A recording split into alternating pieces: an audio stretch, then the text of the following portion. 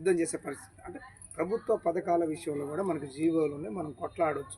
వాటి మీద మనం పనిచేయాలంటే ఒక సొసైటీలో ఉండాలి. మరి ఈ సొసైటీలు ఇన్ని రకాలుగా తయారు చేసిన తర్వాత దీన్ని రన్ చేయాలి అనేది ప్రతి నెల 100 రూపాయలు ఇవ్వటం అనేది మనకు చాలా కష్టప్రదమైన విషయం. ఒక్కసారి ఒక 1200 రూపాయలు సొసైటీకి ఇచ్చేయాలి. 15 మంది ఉండాలి, మినిమం 15 మంది. 11 మంది ఉన్నా ఏం కాదు, కానీ 11 లేని కాడ 15 మంది ఏంటంటే ఆ కుటుంబంలో ముసలోళ్ళు కూడా మనం చేర్చుకోవచ్చు.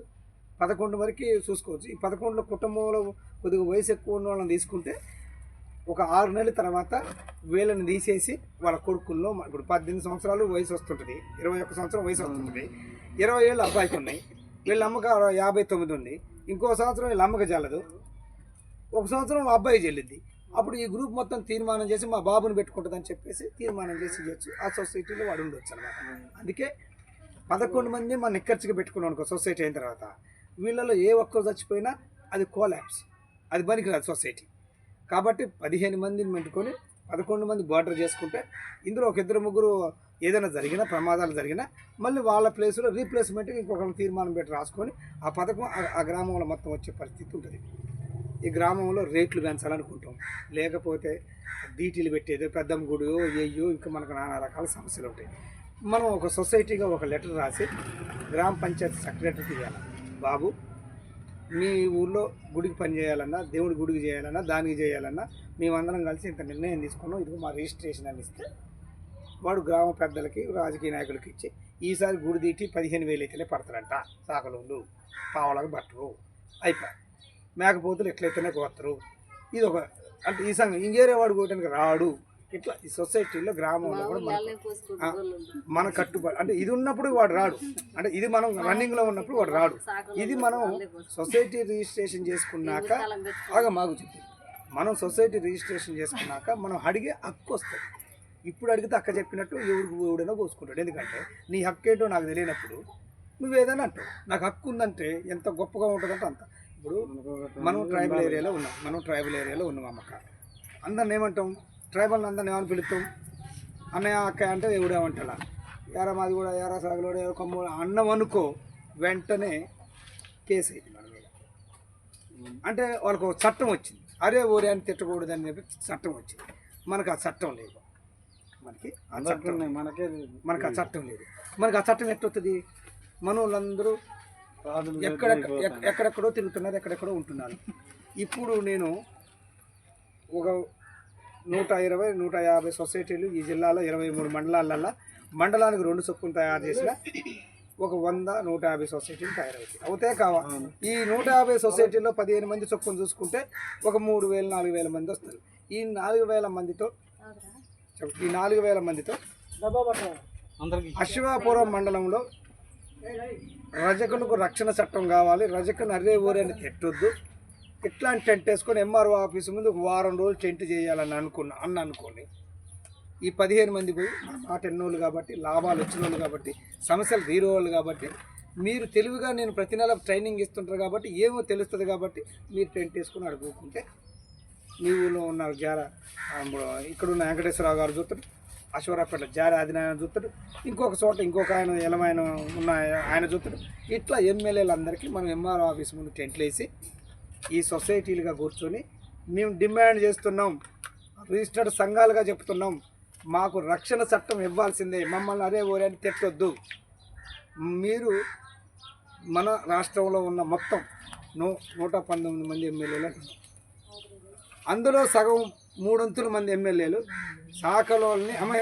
సాకలోల్ని అసే ఓసే అరే ఊరే అని తిట్టొద్దు అని ఒక తీర్మానం రాసి అసెంబ్లీలో పెడితే చాలు.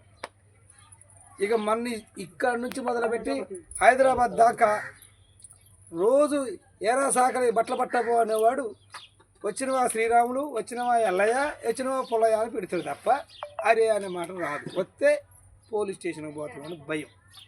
మరి ఇది సాధించాలి అంటే సొసైటీలుగా మీరు ఒక కట్టుబడిగా ఉండాలి కదా. మీ ఊళ్ళో ఒకడు మీద కాలర్ పెట్టి మెడలు పెట్టి నెట్టేసిండు, మీరు విడిగా ఉన్నారనుకోండి, స్టేషన్ దగ్గర మీకు వెళ్ళి ఒడు మాట్లాడతాడు. అందరూ ఒక సొసైటీలో ఒకరిని ముట్టుకుంటే ఈ సొసైటీ మొత్తం పోయి వాడి మీద మనం తిరుగుబాటు చేస్తాం. అంటే ఒక బలం అనేది మనకు ఏర్పడింది.